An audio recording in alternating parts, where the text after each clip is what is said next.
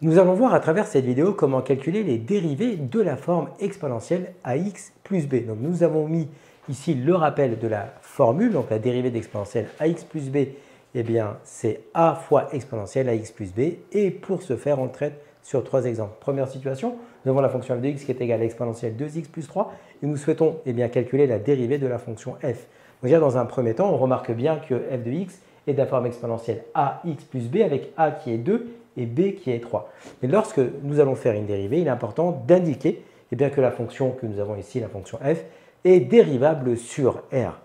Donc une fois qu'on a indiqué ceci, on a identifié le A, on a identifié le B, on a remis ici la définition de la dérivée, donc exponentielle ax plus b, cette dérivée c'est a fois exponentielle ax plus b. Donc là, il y a simplement à reproduire a c'est 2, donc ça nous fait 2 exponentielle 2x plus 3. Donc ça c'est la première situation.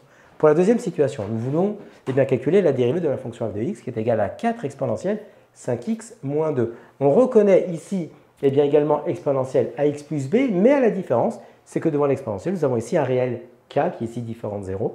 Et donc la définition de la dérivée de k exponentielle ax plus b, donc la formule, c'est k fois a exponentielle ax plus b. Donc dans notre situation, ici, on indique dans un premier temps, bien entendu, que f est dérivable sur R. Et ensuite, on identifie le K qui est égal ici à 4, le A qui est égal ici à 5 et le B ici qui est égal à moins 2. Donc si j'applique la formule, c'est K fois A fois exponentielle ax plus B. Donc autrement dit, ça nous fait 4 fois 5 exponentielle 5x moins 2. Et donc ça nous donne ici finalement 20 exponentielle 5x moins 2.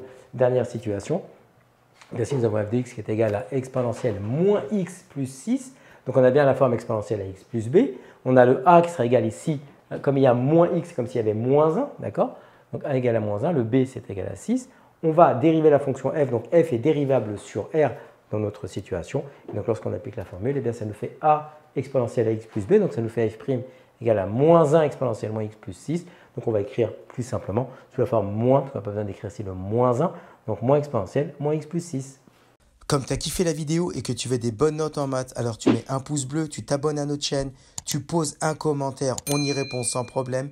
Ensuite, on t'embarque avec nous sur g20enmaths.com. Des exercices corrigés, des détails de ouf avec ça. Plus d'excuses pour pas avoir de bonnes notes en maths.